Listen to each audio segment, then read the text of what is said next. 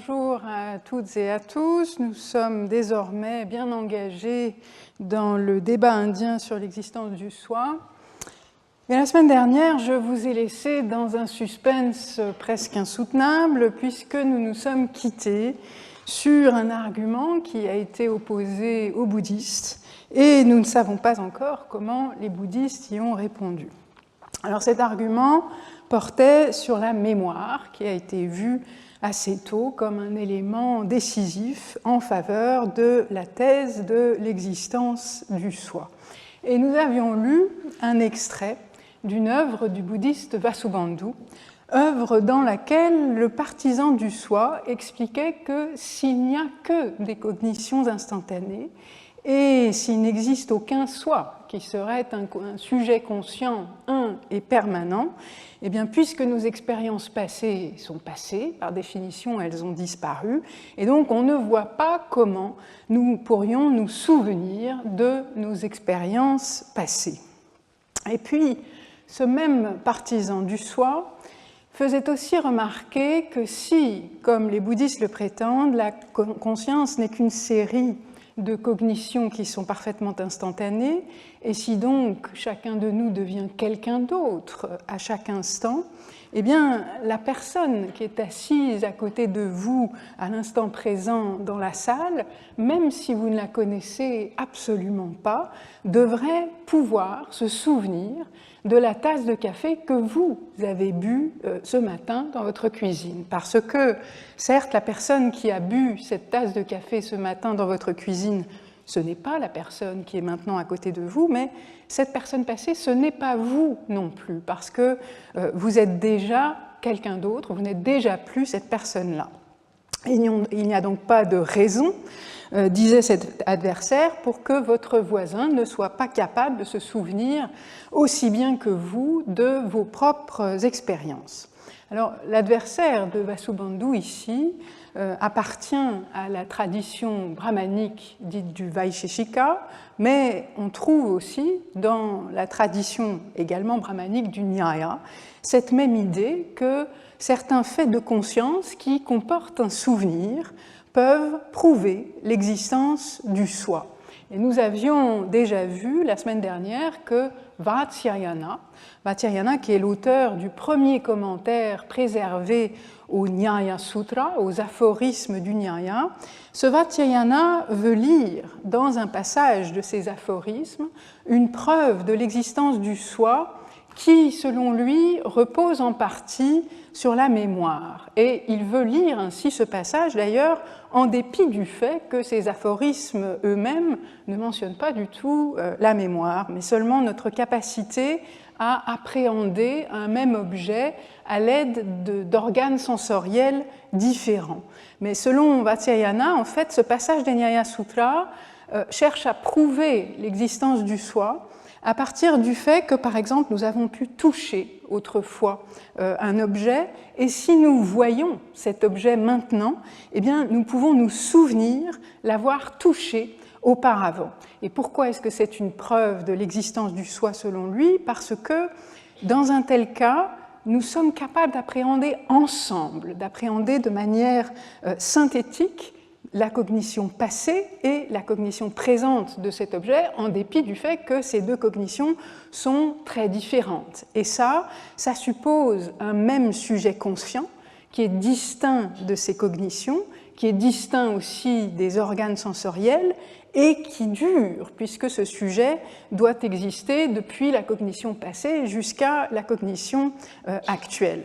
Et Vatsyayana va employer une tactique assez semblable dans son explication d'un autre aphorisme très célèbre du Nyaya. Et il nous faut donc nous arrêter quelques instants sur cet autre aphorisme. Il s'agit de Nyaya Sutra 1.1.10. Et selon ce Nyaya Sutra, le désir, l'aversion, l'effort, le plaisir, la douleur, les cognitions sont les marques inférentielles du soi. Alors ce sutra énumère ce à partir de quoi on peut démontrer l'existence du soi. Et le terme linga, qui apparaît ici, peut prendre des sens très différents en sanskrit, mais parmi ces sens, il y a l'idée d'une caractéristique, il y a l'idée d'une marque qui permet de reconnaître quelque chose. Et ici, ce terme a le sens technique de ce que les philosophes indiens appellent une marque inférentielle, à savoir quelque chose dont l'existence même nous indique que quelque chose d'autre, en l'occurrence ici le soi, doit nécessairement exister.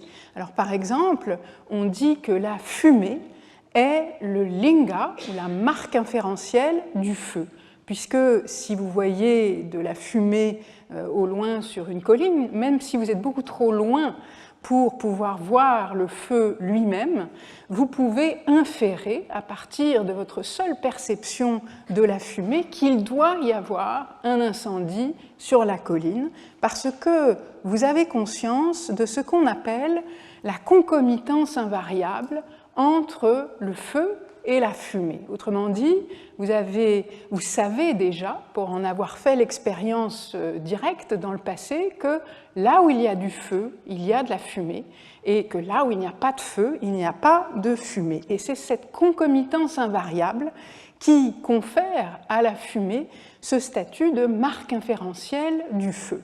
Mais alors, dans le cas de notre Sutra 1.1.10, ce n'est pas évident pour nous de décider en quoi le désir, l'aversion, l'effort, le plaisir, la douleur et les cognitions sont des marques inférentielles du soi. En quoi est-ce que l'existence de ces éléments-là nous permet de savoir que le soi doit nécessairement exister?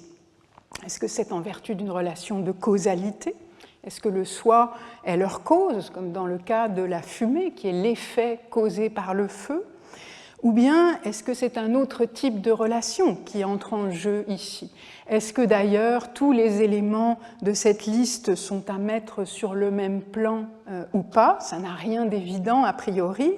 Et les commentateurs de ces aphorismes vont répondre différemment à toutes ces questions.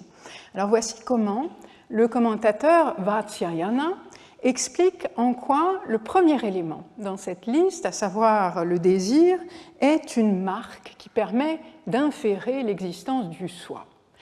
Le soi ayant éprouvé du plaisir par le passé, en raison du contact avec un objet d'une certaine sorte, et voyant un objet de cette même sorte, désire s'en emparer. Ce désir de s'emparer d'un objet, qui naît de l'appréhension synthétique des perceptions passées et présentes appartenant à une entité unique qui perçoit divers objets, est une marque inférentielle du soi. Alors, vous voyez comment, ici encore, Vatsyayana introduit au cœur de l'inférence du soi cette idée d'une appréhension synthétique, pratisandhana en sanskrit, des cognitions qui sont passées et présentes à la fois. Et ça, c'est une idée qu'il avait déjà utilisée pour expliquer l'autre passage des Nyaya Sutras que nous avions examiné la semaine dernière. Et ici encore, cette idée d'une synthèse qui comporte un souvenir, qui comporte le rappel d'une cognition passée, n'apparaît pas du tout. En fait, vous pouvez le voir dans le sutra qu'il commente, et il est bien sûr permis de soupçonner qu'ici, comme le font souvent les commentateurs indiens, Vatsyayana fait preuve d'une certaine créativité vis-à-vis du texte qu'il commente, et peut-être qu'il y introduit discrètement des idées nouvelles. Quoi qu'il en soit, selon Vatsyayana, si le désir est une marque inférentielle du soi, c'est parce qu'il n'y a pas de désir, et donc il n'y a pas d'élan pour s'approprier quelque chose, si on ne sait pas déjà que cette chose est susceptible, d'une manière ou d'une autre, de nous procurer du plaisir. Et donc, il n'y a pas de désir sans le souvenir, aussi lointain et aussi obscur soit-il, d'un plaisir passé que nous a causé une chose semblable, comme Vatsyayana le précise un peu plus loin quand il nous dit « et c'est grâce au souvenir, smriti, du plaisir et de la douleur que telle personne cherche à obtenir un objet qui cause le plaisir ». Or, le souvenir de l'objet qui nous a causé du plaisir et l'appréhension synthétique que nous sommes capables d'opérer entre notre expérience passée plaisante et puis la perception actuelle d'un objet semblable, ça suppose un sujet qui existait déjà dans le passé et qui existe encore maintenant, et on est obligé de l'inférer pour rendre compte du phénomène du désir. Et en fait, Vatsyayana va analyser de la même manière, c'est-à-dire en faisant appel à cette notion de synthèse mnésique, tous les éléments de cette liste des marques du soi de Nyaya Sutra 1.1.10, y compris d'ailleurs l'effort, prayatna, c'est-à-dire le fait qu'on entreprend d'agir, qu'on se met à agir, et cet élément-là est particulièrement important parce que c'est lui qui est déclenché par le désir ou par son contraire, l'aversion, parce qu'on fait effort pour obtenir un objet désirable ou alors pour éviter un objet qu'on a en aversion, et c'est l'effort qui, à son tour, va rendre possible toutes les activités humaines. Et c'est pourquoi la mémoire va constituer dans l'arsenal des partisans du soi un argument massu, une sorte de grosse Bertha des défenseurs de l'Atman, parce que la mémoire est comprise précisément comme le fondement de toutes les activités humaines. Et c'est précisément ce que souligne le Shivaïta Abhinavagupta des siècles plus tard, quand il résume la stratégie des partisans du soi en disant « Et la mémoire, de par sa nature même, ne peut être niée, dans la mesure où c'est un fait d'expérience que toute activité mondaine a lieu grâce à elle. Elle nous montre donc que lorsqu'une expérience est détruite, quelque chose n'est pas détruit. Et ce quelque chose, c'est l'agent de l'expérience, c'est-à-dire celui qui fait l'expérience, le soi permanent qui est le sujet de l'expérience. Et ce seul raisonnement constitue la vie même de la démonstration de l'existence du soi. Alors, le mot vyavahara, qui est employé par Abhinavagupta ici, est un mot essentiel dans la langue philosophique sanskrite, et c'est un mot désespérant parce qu'il est intraduisible. Alors disons qu'il désigne toute l'existence ordinaire, toute l'existence quotidienne, dans ce qu'elle comporte d'interaction entre les personnes et aussi en tant qu'elle est orientée vers l'acquisition de buts pratiques. D'ailleurs, le vyavahara, dans les textes non techniques, ça désigne souvent le commerce ou les transactions commerciales. Mais vyavahara, ça désigne aussi l'usage, au sens de ce qui est fondé sur l'habitude et sur l'emploi répété. D'ailleurs, ça peut aussi désigner la jurisprudence dans les textes juridiques. Et puis, cette notion d'usage a aussi une importante connotation linguistique, parce que le vyavahara, c'est aussi, et peut-être avant tout, l'usage verbal, l'usage des mots. Et donc, dans les textes philosophiques, le terme va désigner l'ensemble des activités et des discours, pour autant qu'ils tendent vers l'accomplissement d'un besoin. Et c'est tout l'usage mondain, alors mondain non pas au sens étroit des mondanités, mais au sens beaucoup plus large de ce que tout le monde fait et dit, au sens du constant affairement humain. Or, ce vyavahara, nous dit Abhinavagupta, il repose tout entier sur la mémoire. Pourquoi ? Parce que, comme le montrait Vatsyayana, toute activité mondaine est causée par un effort pour agir, et l'effort est causé par le désir et l'aversion, lesquels, à leur tour, reposent sur le souvenir. Alors, comment les bouddhistes répliquent-ils à cet argument massu de la mémoire ? Eh bien, pour comprendre la réponse bouddhique ici, il faut avoir à l'esprit un schéma explicatif de la mémoire dont le principe général est accepté par à peu près toutes les traditions philosophiques. Selon ce schéma général, toute expérience d'un objet perçu, comme cette orange que vous avez, par hypothèse, vue ce matin au petit déjeuner, toute expérience laisse dans votre conscience une trace résiduelle, un samskara, ou une empreinte, vasana. Quand vous percevez un objet, cette perception, aussi triviale, aussi fugitive soit-elle, doit marquer en quelque manière votre conscience, elle doit laisser quelque chose comme une trace dans votre conscience, et votre conscience peut être occupée ensuite à considérer de tout autres objets, comme par exemple le blason du Collège de France, auquel vous ne manquez pas de penser tous les matins, le temps qu'il fait, etc. Et donc votre conscience, dans la suite, ne se présente plus comme la conscience de l'orange, et pourtant, la trace de vos perceptions passées doit être conservée d'une manière ou d'une autre à l'intérieur de la conscience, et cette trace va pouvoir demeurer longtemps latente, cachée en quelque sorte, elle va continuer à exister comme une sorte de résidu inconscient qui va persister dans la conscience, mais à un moment donné, un certain stimulus, comme la perception d'un objet qui est plus ou moins semblable à celui que vous avez perçu auparavant, va produire ce qu'on appelle en sanskrit littéralement l'éveil, prabodha, de la trace mnésique. Autrement dit, cette perception d'une chose semblable va stimuler la trace mnésique et va déclencher le retour à la conscience de la manifestation de l'objet passé et donc le souvenir. Alors les bouddhistes vont affirmer que l'explication de la mémoire, ça ne requiert pas autre chose que ce mécanisme de trace résiduelle, et ils vont dire qu'on n'a pas besoin, pour comprendre la mémoire, de faire intervenir un sujet conscient permanent.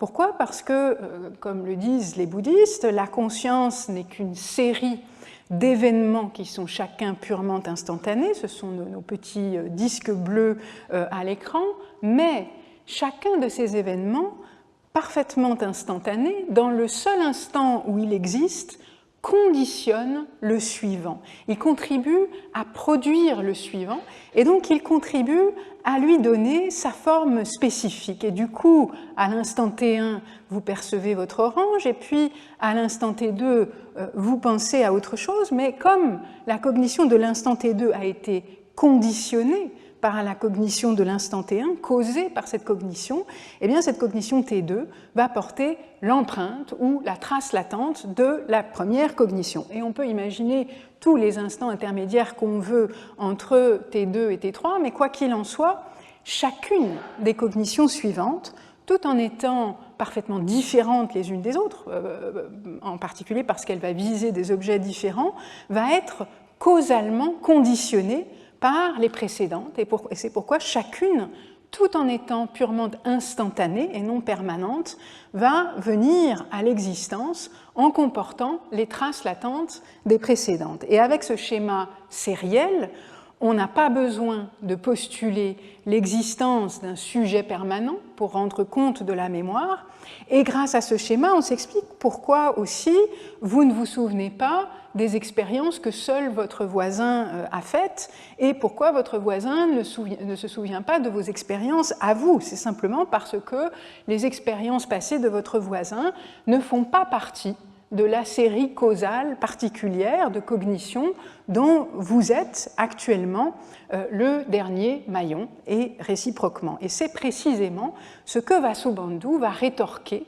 à l'objection qu'on lui a faite, selon laquelle, s'il n'y a que des cognitions instantanées, eh bien une personne devrait être capable de se souvenir des expériences passées d'une autre personne. L'objection se présentait ainsi: s'il n'y a que des événements mentaux, comme vous, bouddhistes, le prétendez, comment alors une cognition peut-elle se remémorer quelque chose qui a été perçu par une autre cognition?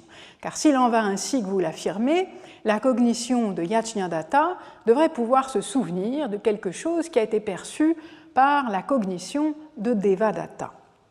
Et Vasubandhu répond non, parce qu'il manque une relation entre ces deux cognitions que sont l'individu Yajñadatta et l'individu Devadatta, ou entre ces deux cognitions que sont vous-même et votre voisin. Il leur manque une relation car il n'y a pas de relation de causalité entre elles, comme celle qui existe entre deux cognitions qui appartiennent à une même série. Qui plus est, nous les bouddhistes, nous n'affirmons pas qu'une cognition se souvient de quelque chose qui a été perçu par une autre cognition, mais plutôt que c'est à partir d'une cognition consistant en une perception que surgit une autre cognition consistant en un souvenir, et ce, en vertu d'une transformation de la série, là encore Santana. Alors, de la même manière, le bouddhiste Dharmakirti, 2 siècles plus tard, va reprendre l'idée de Vatsyayana, selon laquelle le souvenir, c'est le fondement même de tout le vyavahara, de toute notre existence mondaine. Mais Dharmakirti va arguer que, justement, contrairement à ce qu'affirme Vatsyayana, l'analyse bouddhique de la conscience permet de rendre compte de l'expérience ordinaire dans sa totalité sans avoir à postuler l'existence du soi, parce que ce schéma sériel de la conscience permet de faire complètement l'économie d'un sujet conscient permanent. C'est le souvenir qui rend possible l'activité mondaine, le vyavahara, laquelle a lieu grâce au désir de choses perçues autrefois, dès qu'on les perçoit à nouveau, et aussi grâce à l'opposé du désir, à savoir l'aversion pour d'autres choses perçues autrefois. Le souvenir, quant à lui, provient du pouvoir d'une expérience passée. Ici, le mot shakti, pouvoir, est en fait un terme technique qui est un synonyme pour l'empreinte mnésique, la vasana. Donc il provient de l'empreinte d'une expérience passée et il appréhende de manière synthétique les objets dont on a fait l'expérience. Telle est en effet la nature du réel, une expérience claire et distincte laisse le germe d'un souvenir, et là encore bija, c'est un synonyme pour la notion même d'empreinte mnésique. Du fait qu'on perçoit plus tard quelque chose de semblable, ce germe mnésique se trouve actualisé, littéralement il y a un éveil, prabodha, de ce germe mnésique ou de cette empreinte. L'empreinte du désir se développe alors et l'action peut avoir lieu. Alors vous le voyez, la fonction de synthèse qui doit permettre d'appréhender ensemble un objet passé et un objet présent n'est pas assurée, selon Dharmakirti, par une entité qui serait quelque chose de plus que les cognitions et qui, contrairement aux cognitions, aurait une permanence. Non, selon Dharmakirti, cette fonction de synthèse est assurée par le souvenir lui-même, souvenir qui n'est qu'une cognition instantanée parmi d'autres cognitions et qui a été conditionné par la série des cognitions précédentes. Alors, en réaction à cette explication bouddhique de la mémoire qui prétend se passer entièrement donc du postulat d'un sujet permanent, les partisans du soi font quand même remarquer que par définition, une trace, une empreinte, ça ne peut pas exister indépendamment de quelque chose comme un support, quelque chose comme un substrat dans lequel cette trace est laissée et dans lequel elle va pouvoir durer, parce qu'une trace, c'est justement ce qui reste dans ou sur quelque chose. Et donc il faut bien, pour ces traces, un substrat ou un support, ashraya, qui soit permanent, sans quoi la notion même d'empreinte ou de trace serait dénuée de sens. Et ça, c'est une idée que de nombreux textes attribuent, là encore, au Vaisheshika et au Nyaya. Par exemple, le shivaïte dualiste Ramakanta attribue à un défenseur du Nyaya l'argument suivant, dans un débat avec un bouddhiste: la trace résiduelle elle-même serait impossible en l'absence d'un substrat permanent dans lequel elle réside.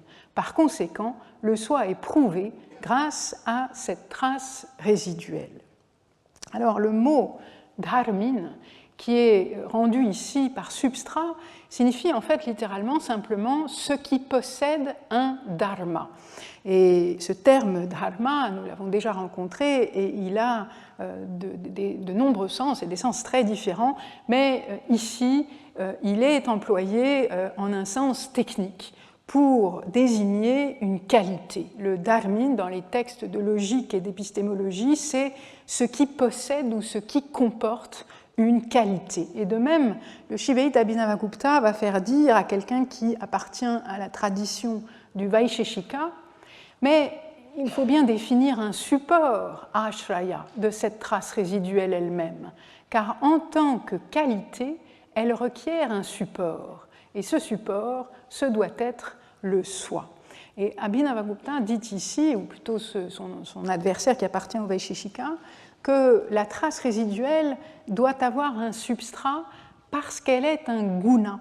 Et guna, c'est un autre mot qui désigne également la qualité. Et en fait, ici, ce personnage est en train de faire allusion à une définition qui est canonique dans le système du Vaisheshika, la définition de deux grandes catégories, à savoir justement la catégorie de la substance, dravya, et la catégorie de la qualité, guna. Alors la substance est définie dans le Vaisheshika d'abord comme ce qui est capable de posséder des qualités, ce qui est susceptible d'avoir des qualités, mais aussi comme ce qui est capable d'exister par soi-même, sans avoir à reposer dans autre chose nécessairement. L'auteur du Vaisheshika, qui s'appelle Sridhara, précise par exemple que comprendre que quelque chose est une substance, c'est simplement comprendre que cette chose subsiste par elle-même. En revanche, une qualité, c'est par définition incapable d'exister sans un support. Un lotus peut exister sans être nécessairement bleu, mais le bleu, ça n'existe pas de manière indépendante. Ce n'est pas quelque chose que vous pouvez rencontrer tout seul, indépendamment d'une chose qui se trouve être bleue.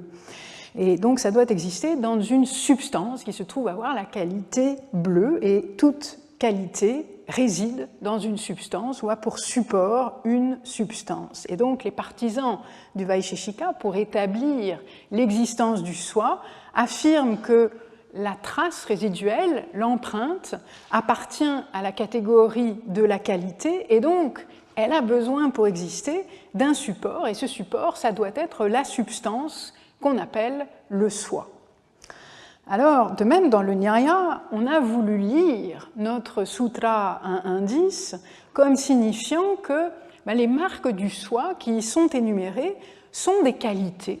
Et en tant que qualité, elles ont besoin d'une substance qui soit leur substrat ou leur support, et ce substrat, eh bien, ce doit être le soi, parce que, certes, on l'a vu, Vatsyayana, lui, concentre son analyse sur cette notion de synthèse mnésique qui l'intéresse tant, mais ce n'est pas ainsi que tous lisent ce sutra, et par exemple, un commentateur un peu plus tardif, qui s'appelle Udyotakara, explique d'abord l'interprétation de Vatsyayana, mais ensuite, Udyotakara ajoute: ou bien encore, certains expliquent autrement le sutra, le désir, l'aversion, l'effort, le plaisir, la douleur, les cognitions sont les marques inférentielles du soi. Selon eux, ils s'appuient sur le principe suivant: le désir, etc., sont des qualités, guna. Or, les qualités sont dépendantes d'autres choses, paratantra.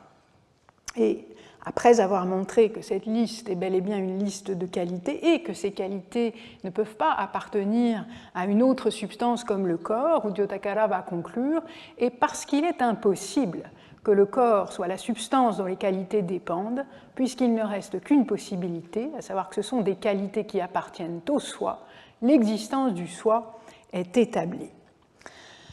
Alors, il faut aussi préciser que dans les Vaisheshika Sutras, on trouve également une liste des marques inférentielles du soi. Cette liste a beaucoup d'éléments en commun avec celle du Nyaya, même si elle ne lui est pas tout à fait identique.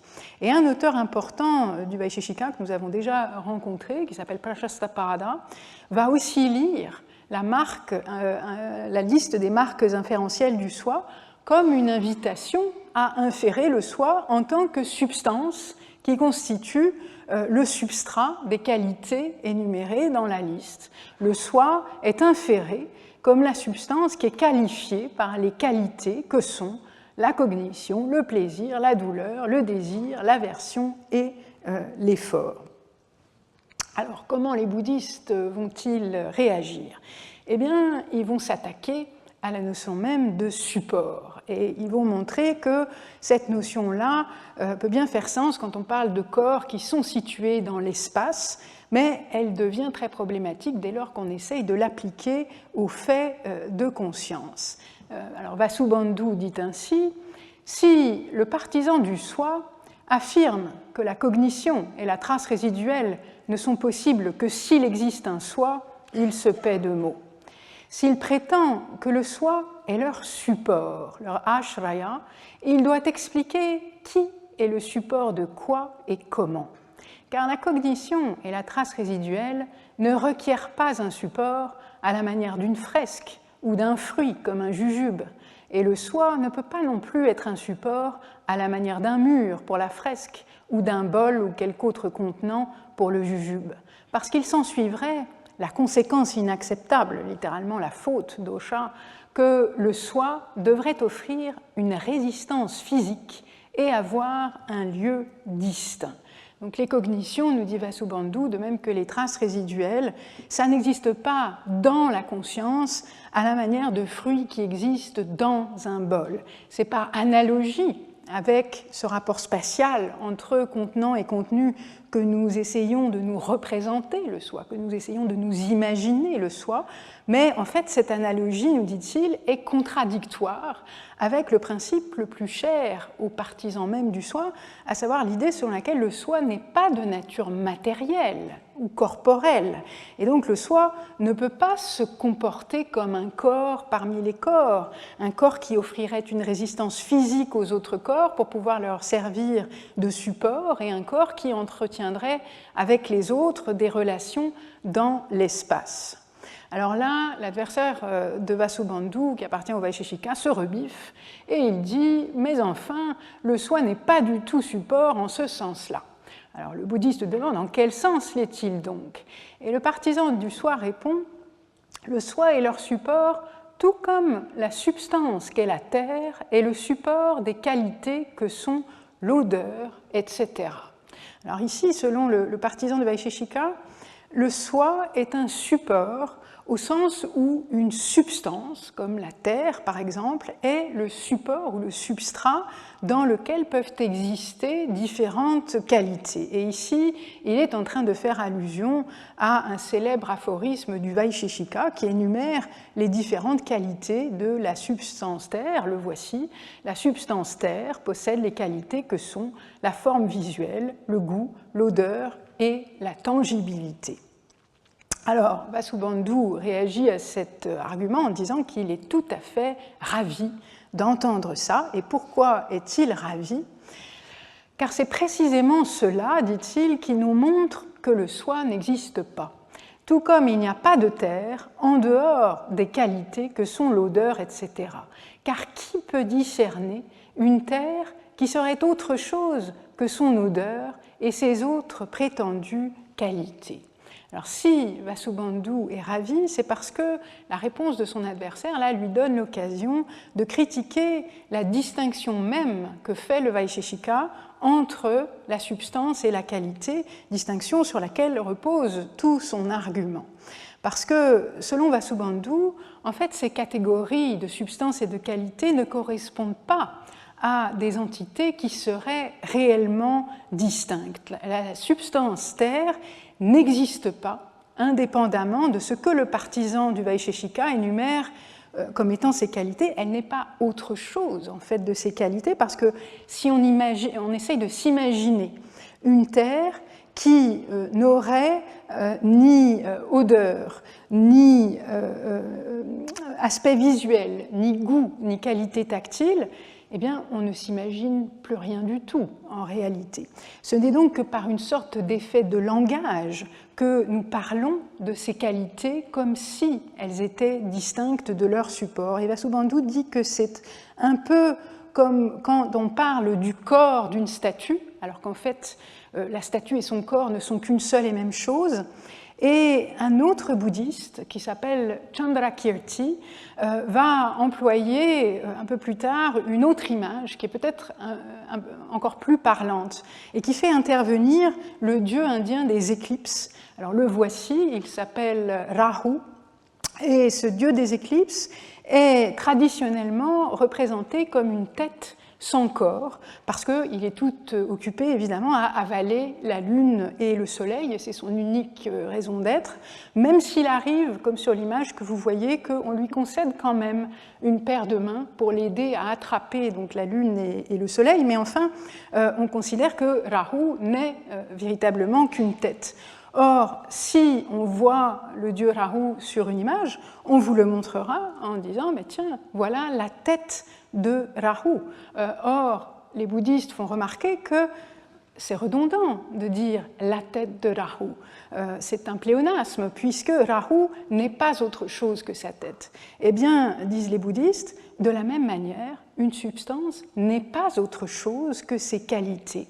Et en fait, l'argument du Vaisheshika et du Nyaya, selon lesquels les événements cognitifs seraient des qualités qui auraient besoin d'exister dans une substance distincte de ces qualités, cet argument n'a aucune valeur parce qu'au fond, il ne repose que sur une sorte de jeu de mots, sur une distinction qui est purement nominale, mais qui n'est pas réelle.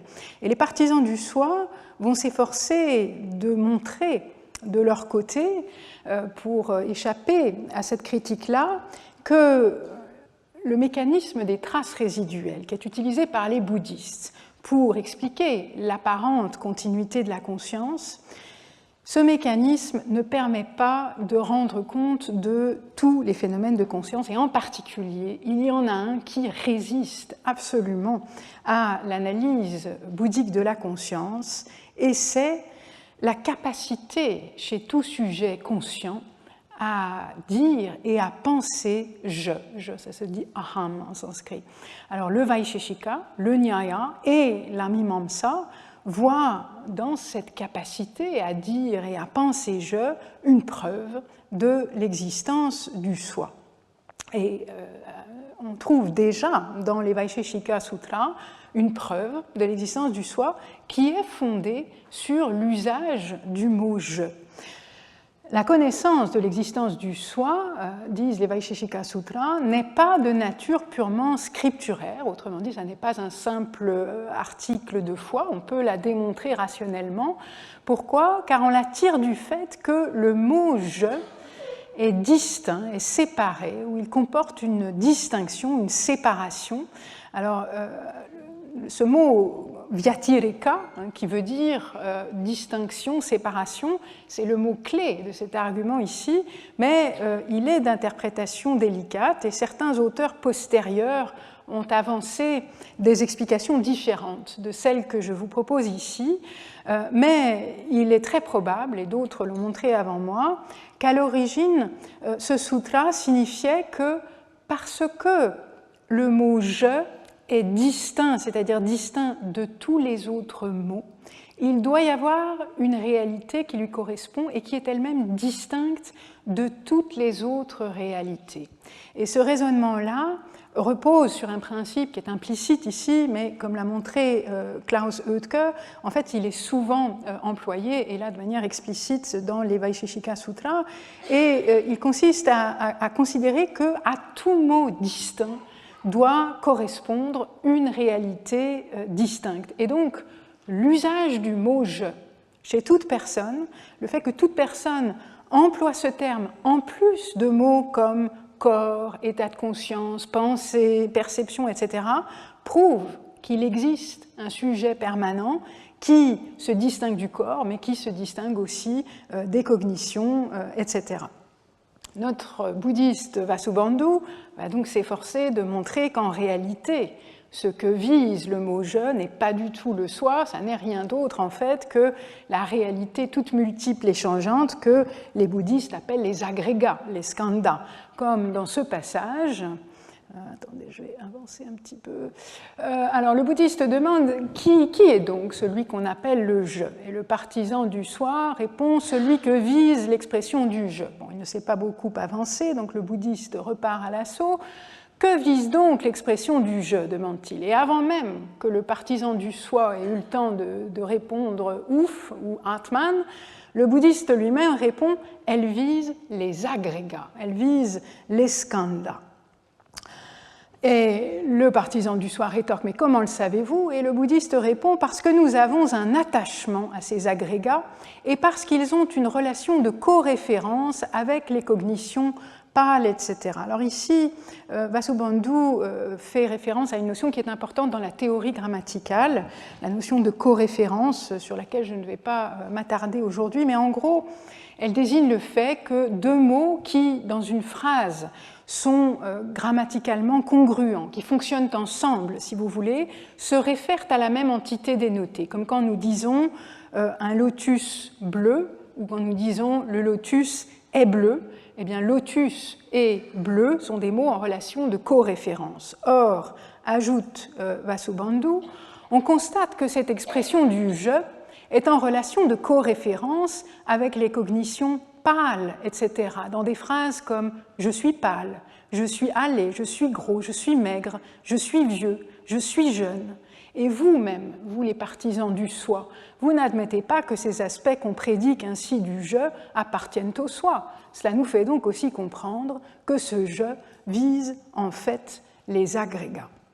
Alors Vasubandhu fait valoir ici que le mot « je » ne peut absolument pas prouver l'existence du soi. Pourquoi? Parce que nous prédiquons sans cesse du « je » des propriétés qu'en fait on ne peut attribuer qu'aux agrégats. Parce que même le partisan du soi admet que ce qui est pâle ou ce qui est bronzé, ce qui est gros ou maigre, etc., c'est le corps, donc ce que le bouddhiste appelle l'agrégat de la forme corporelle. Et puis nous disons « je suis jeune » ou « je suis vieux », et si le soi était jeune ou vieux, eh bien il ne serait pas inaltérable et donc il ne serait pas le soi.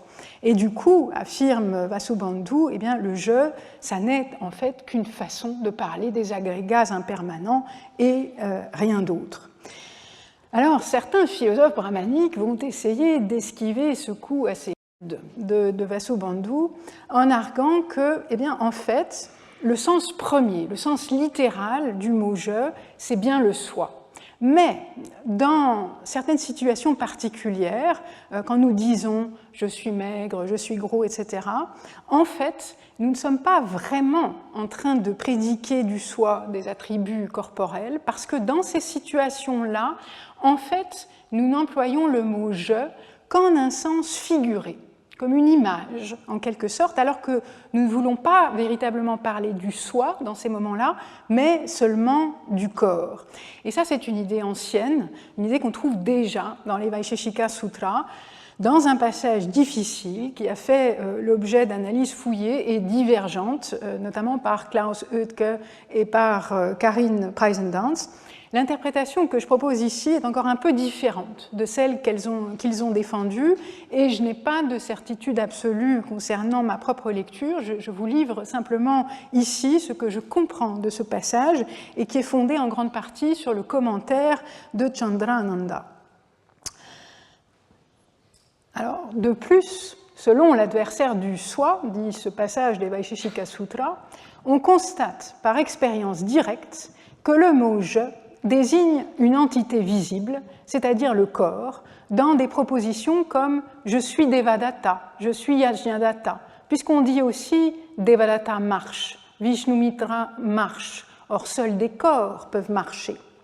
Si l'adversaire du soi avance cet argument-là, le défenseur du soi répond « c'est à cause d'un sens figuré qu'on constate ainsi par expérience directe que le mot « je » désigne le corps ».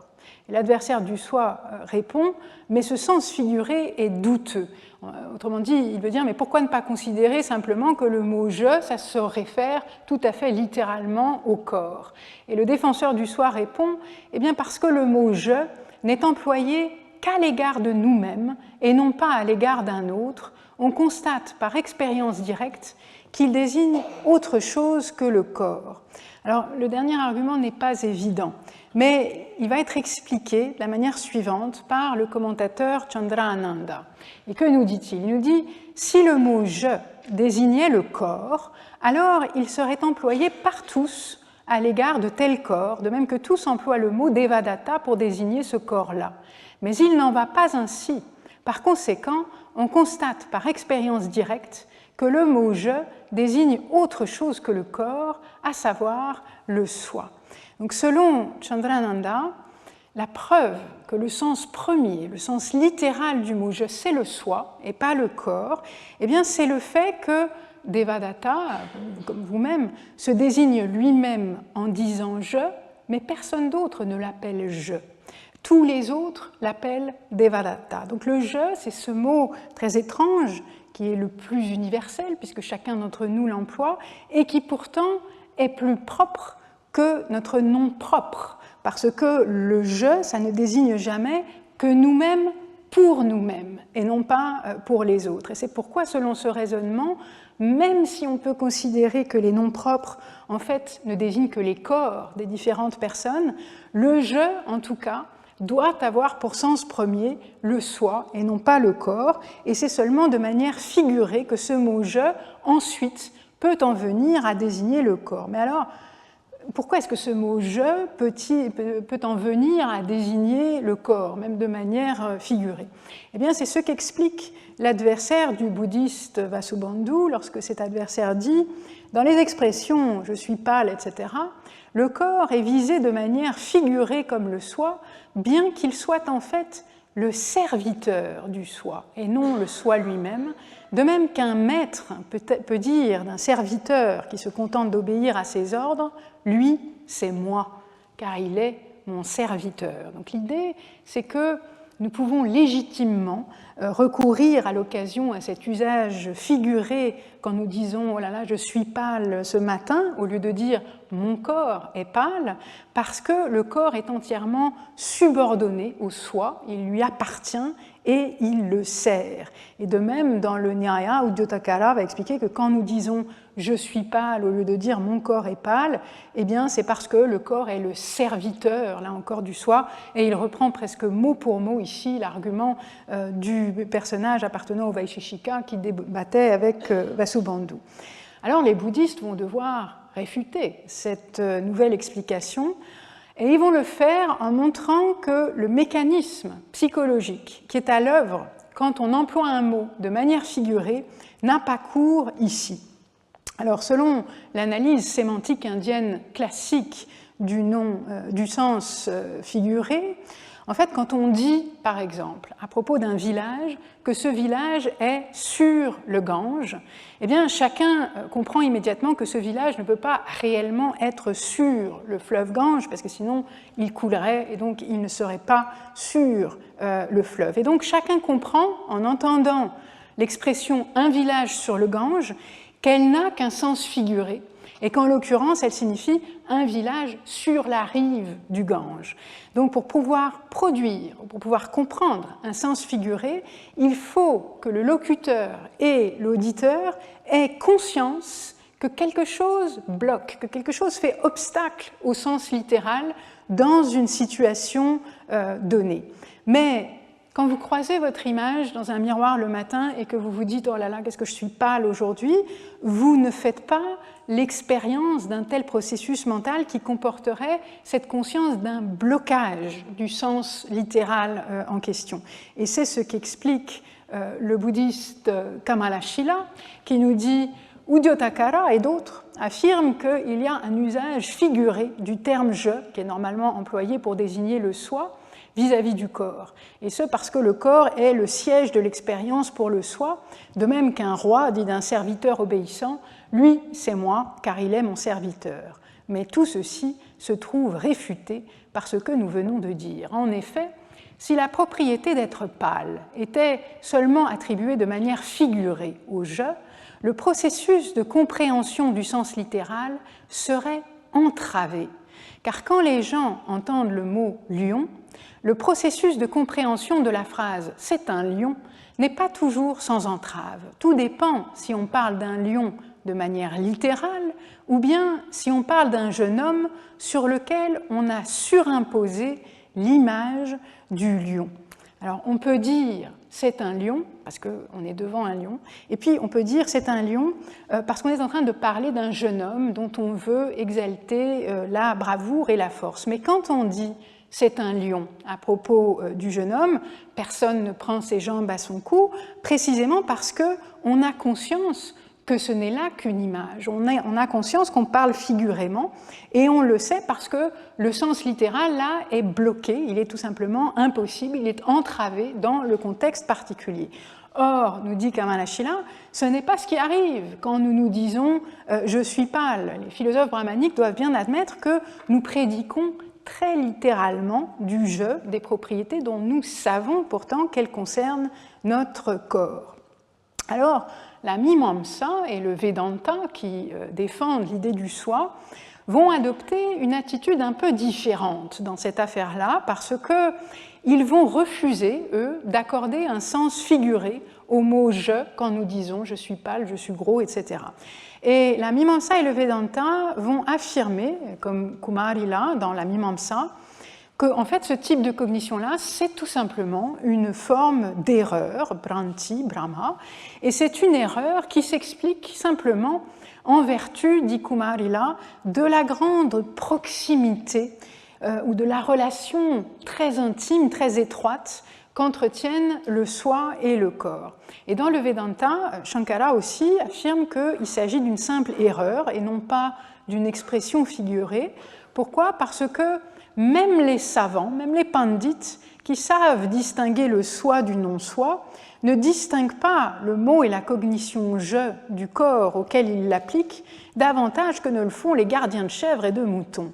Par conséquent, la cognition du « je » appliquée au corps, etc., même par ceux qui soutiennent l'existence d'un soi distinct du corps, etc., est tout simplement erronée et non pas figurée. Donc l'idée que défendent la Mimamsa et le Vedanta, c'est que quand nous disons « je suis pâle », nous confondons notre soi avec ce qu'il n'est pas. Alors évidemment, selon eux, ça ne veut pas dire que le soi n'existerait pas, ça veut simplement dire que nous nous méprenons sur notre véritable identité. Bon, cela dit, les bouddhistes ont alors beau jeu de répondre que précisément, c'est une erreur, et une erreur qui révèle comment nous confondons la collection impermanente des agrégats, des skandhas, avec un soi éternel et inaltérable. Quoi qu'il en soit, vous aurez peut-être remarqué que toute cette discussion sur le soi aujourd'hui ne comporte pas seulement une dimension phénoménologique, il ne s'agit pas seulement d'explorer la manière dont la conscience s'apparaît à elle-même dans différentes situations, parce que la théorie sémantique s'invite aussi dans cette controverse, l'analyse du sens des mots.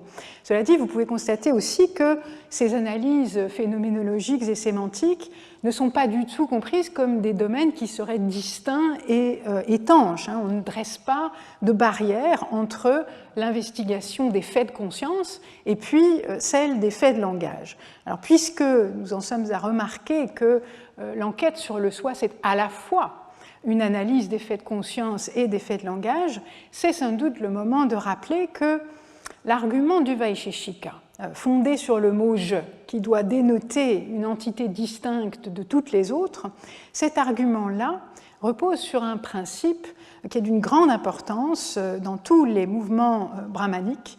Et ce principe, Johannes Bronkhorst l'a baptisé le principe de correspondance dans un livre important et que je vous recommande, qui s'intitule « Langage et réalité » sur un épisode de la pensée indienne. Alors ce principe de correspondance, c'est le postulat selon lequel les structures du langage doivent nécessairement et fidèlement refléter les structures de la réalité. Alors que les bouddhistes, de leur côté, n'ont eu de cesse d'essayer d'ébranler ce principe, d'essayer de montrer que justement les catégories de pensée brahmaniques sont profondément erronées, précisément parce qu'elles résultent d'une projection indue, illégitime, des structures du langage sur une réalité qui leur est en fait parfaitement étrangère. Alors on a vu comment Vasubandhu critique par exemple la distinction entre la substance et la qualité qui doit qualifier, comme un adjectif qualifie la substance. On a vu comment Vasubandhu déconstruit la prétendue unité de ce que dénote le mot « je ». Et puis Vasubandhu accuse aussi ses interlocuteurs brahmaniques de se laisser aveugler par les structures du langage quand ils affirment que tout acte, y compris l'acte de connaître, doit avoir un agent. Alors kartri en sanskrit, vous vous souvenez que ça signifie l'agent, mais c'est aussi le mot qui désigne le sujet grammatical. Quand nous disons je pense, je connais, je perçois, etc., l'agent des actions exprimées par ces verbes, disent les philosophes brahmaniques, doit exister et il doit être le soi. Pourquoi ? Parce que tout verbe exprime un acte et requiert donc un sujet grammatical. Et ça, c'est un argument que formule l'adversaire de Vasubandhu quand il dit « le soi existe car une action requiert un agent ». Entre parenthèses, le terme qui est utilisé là a souvent un tout autre sens, bhava, mais ici il a le sens technique que lui donnent les grammairiens pour désigner l'action qui exprime un verbe. En effet, toute action requiert un agent. Et de même que dans cette proposition, Devadatta marche, l'action de marcher requiert l'agent qui est Devadatta, de même, connaître, c'est une action. Par conséquent, celui qui connaît doit exister. À ce défenseur du soi, dit Vasubandhu, il faut demander « et qui donc est ce Devadatta ?» Alors l'adversaire de Vasubandhu appartient au Vaisheshika, mais il emploie aussi des termes qui sont tirés clairement de la tradition grammaticale. Et pour montrer que le sujet des verbes ne peut pas être seulement les agrégats multiples du bouddhiste, qui sont tous causalement conditionnés, ce partisan du soi va faire référence à la définition par le grammairien Panini du sujet grammatical, puisqu'il nous dit « les experts en définition définissent ainsi l'agent ou le sujet grammatical. Le sujet ou l'agent est indépendant. Mais les gens ordinaires aussi constatent, vis-à-vis de n'importe quelle tâche à accomplir, l'indépendance de quelques sujets agissants, par exemple celle de Devadatta, vis-à-vis des actes de se laver, de se nourrir, de se déplacer, etc. » Alors les experts en définition, le commentateur Yashomitra nous dit que ce sont les Vyakarana, les grammairiens. Et de fait, ici, le partisan du soi est en train de citer un sutra très célèbre de la grammaire de Panini qui dit le sujet ou l'agent est indépendant, swatantra. Et il se sert de cette célèbre définition pour montrer que seul le soi peut être l'agent qui est requis pour toute action, parce que seul le soi peut être considéré comme une entité causalement indépendante, swatantra. Et vous voyez que nous revenons ici à la notion de substance, dont nous avons vu tout à l'heure qu'elle est comprise dans le monde intellectuel brahmanique comme ce qui existe de manière indépendante ou ce qui subsiste par soi-même. Et la substance est opposée à cet égard à la qualité qui est définie, elle, comme forcément dépendante, paratantra, d'un substrat. Et cet argument a d'ailleurs été considéré comme une interprétation possible du passage des Nyaya Sutras qui dit qu'on doit inférer le soi parce qu'on appréhende un même objet par la vue et par le toucher. Selon le commentateur Udyotakara, le sens de ce sutra, c'est le soi existe parce qu'une action requiert un agent. Et ce sont les mots mêmes de l'adversaire de Vasubandhu qui sont employés ici. Et il continue en disant « la vue, c'est l'acte de voir, le toucher, c'est l'acte de toucher. Donc ces cognitions, puisqu'elles consistent en action, démontrent l'existence d'un agent, car nous ne constatons jamais qu'une action soit sans support. » Et Udyotakara nous parle du sujet grammatical comme le support de l'action. Ça n'est pas une coïncidence non plus, parce que évidemment c'est encore la notion de substance comme support ou substrat qui affleure une fois de plus ici. Alors Vasubandhu met en question cet argument selon lequel toute action exprimée par un verbe requiert un agent ou un sujet, y compris ces actions qu'on décrit en disant Devadatta pense, Devadatta perçoit, etc., si bien qu'il faudrait considérer que la conscience, c'est une action effectuée par un agent qui serait le soi. De plus, dit-il, la conscience connaît de la même manière qu'une lampe se déplace. Et comment une lampe se déplace-t-elle ? Le terme lampe est employé de manière figurée, et il désigne en fait la série des flammes successives et instantanées. Lorsqu'elle surgit en d'autres endroits que celui où elle est d'abord apparue, on dit qu'elle se déplace à tel endroit. De même, le terme conscience aussi est employé de manière figurée, et il désigne en réalité la série des événements conscients. Et lorsqu'elle surgit en visant d'autres objets que celui qu'elle a d'abord visé, on dit que la conscience connaît tel et tel objet. Alors quand nous observons la flamme vacillante d'une lampe et quand nous nous disons « la flamme bouge », eh bien la structure même de cette phrase « la flamme bouge » nous incite à postuler l'existence d'une entité indépendante et permanente qui serait la flamme et qui serait capable de se déplacer ici et là, alors qu'en réalité, du point de vue bouddhique, aucune flamme ne se meut. En fait, ce que décrit cette phrase, ce n'est rien d'autre qu'une série de flammes multiples, singulières, dont chacune existe à des moments différents et en des lieux différents. Et de même, quand on dit « je pense ceci et cela », eh bien, la phrase désigne seulement une série de cognitions distinctes dont chacune vise des objets différents, et il n'y a donc personne qui serait derrière la conscience et qui piloterait la conscience, il n'y a donc personne qui effectuerait l'action de prendre conscience, personne qui serait le penseur de nos pensées, pas de sujet permanent qui effectuerait nos actes cognitifs, il n'y a, disent les bouddhistes, que des événements cognitifs. Et sur ce, Rahu et moi, nous vous souhaitons une bonne semaine et nous vous remercions pour votre attention.